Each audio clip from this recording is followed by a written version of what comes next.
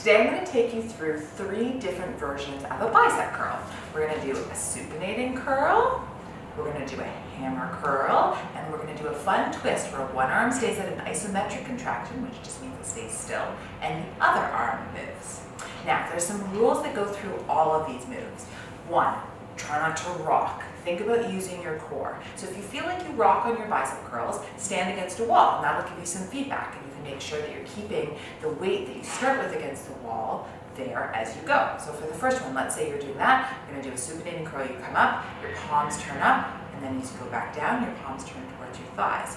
Right? And if you were against a wall, if you started to feel your head or your upper back against the wall, you'd be like, nope, I'm rocking.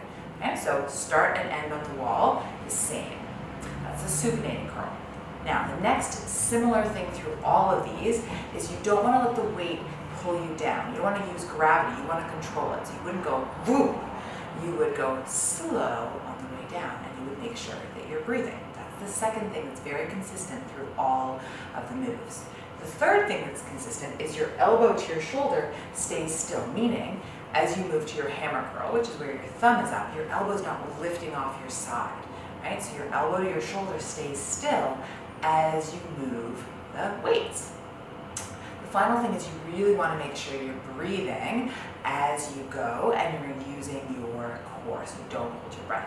So just to reiterate, so far we've done that supinating curl where your palm is coming up as you go down, and then we've done the hammer curl where the thumb is staying up the entire time. The final version would be one arm stays still, so that elbow to the shoulder doesn't move and you're squeezing your bicep. The biceps is through here, and the other arm is doing the supinating curl, or it's doing the hammer curl. Now, I just want to make one thing clear. You're not mixing and matching these moves in one set. So it's not like you're doing 2 reps of a supinating curl and then 2 reps of a hammer curl. You would choose what you want to do. Let's say you're going to do 3 sets of 15 supinating curls. That's great. You're going to stick with that supinating curl. And then maybe if you're really hitting biceps hard on that same day, you might do another 3 sets of hammer curl. Great. But within each set, you pick the move and you stick with it. And you would do that program, maybe 2 to 4 weeks, and then you would switch it up. And that's what's called periodization. That's changing the program based on your goals and your needs of the moment, or of that month, let's say. Okay, so remember, keep your core engaged. Try not to swing and use your muscles, not momentum, as you work your biceps.